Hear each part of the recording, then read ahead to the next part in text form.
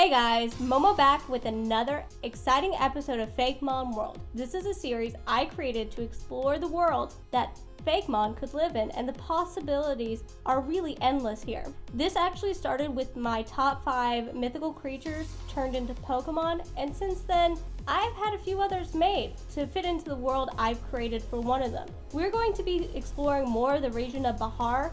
If you missed the first episode, I highly suggest you go back and watch it because there's a lot of world building there that you will need to understand the region of Bahar better. Now, last time we focused on the water legendary monster Fornis, and this time we're going to take a look at its rival Divablo. Like the other Fakemon art done, this was designed by Really Dark and Windy, and you should really check him out in the description below. Since I didn't have Divablo in my mythological creatures video, I do need to set up where you can find this legendary Pokemon and what it's based off of. Like in the myths video, I used my favorite deviant artist, Giansimo, to help inspire me to design Divablo. Unlike Fornis, who did not have a sex assigned to him, Divablo will. Divablo is actually going to be male. Now, you may be asking yourself, what is Divablo based off of? Well, it's based off a class of Jinn out of the Middle East.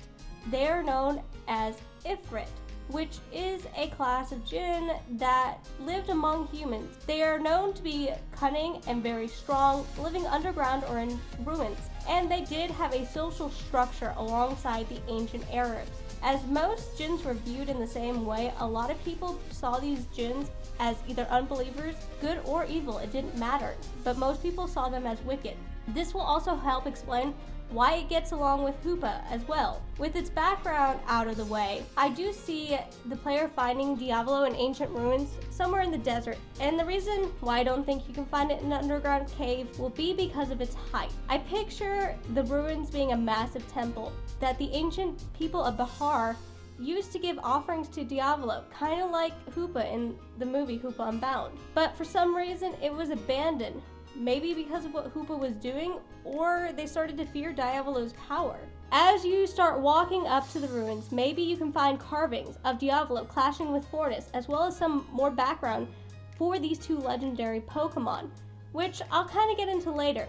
Now, Divablo is the opposite of Fornis. Since I established Fornis' height at 11 feet 6 inches, I think Divablo will be a bit taller.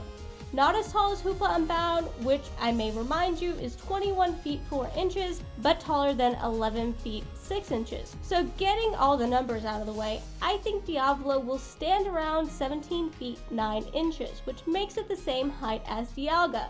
This is a reason why I don't picture it being found in an underground cave. With it being so tall and the horns on its head, it would destroy the cave just by walking around. Now, as for Divablo having a bound form, kind of like Hoopa, it does. It uses this to travel around and kind of blend in. This adorable form stands at 2 feet 4 inches, and he loves to interact with the people of Bahar still, pulling pranks and messing with people. And it's a way for him to socialize without being feared as this massive giant. As for the clash between Fornis and Divablo, it's nothing like Kyogre and Groudon. I see it playing out this way. Divablo, being a big prankster, antagonizes Fornis into attacking and starting fights. He kind of sees it as a fun game to drag Fornis out of the sea onto land to fight him. And once Fornis is on land, Divablo just dances around him, causing Fornis to grow even more angry. Divablo thinks it's a very fun game, and so does Hoopa, who will join in from time to time. It was okay during the ancient times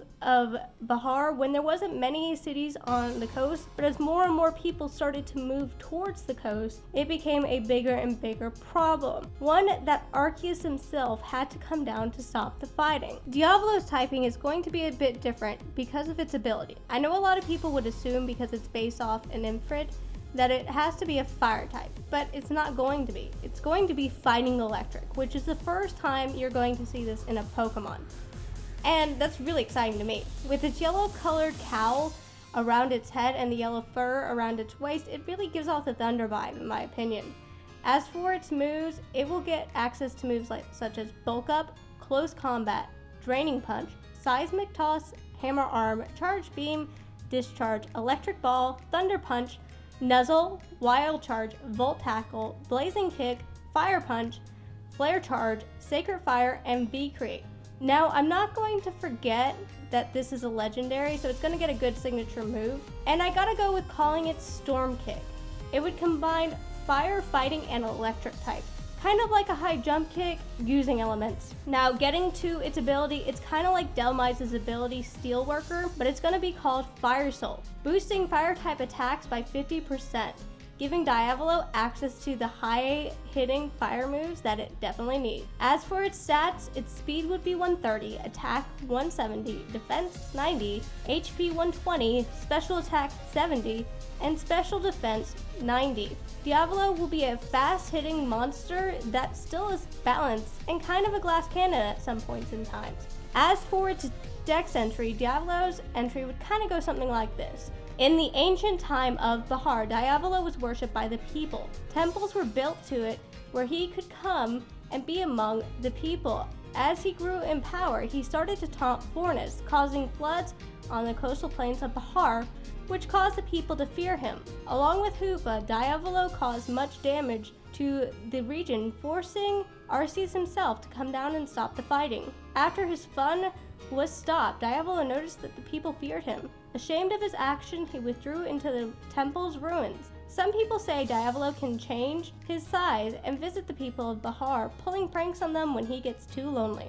Well, that's all I have for Fakemon World this week. I am so excited about this series, and I hope you come back to check out the rest of the region of Bahar with me. If you guys think of any Fakemon ideas, please share it down in the comments below. And I want to hear some feedback. What do you guys think? Until next time, bye!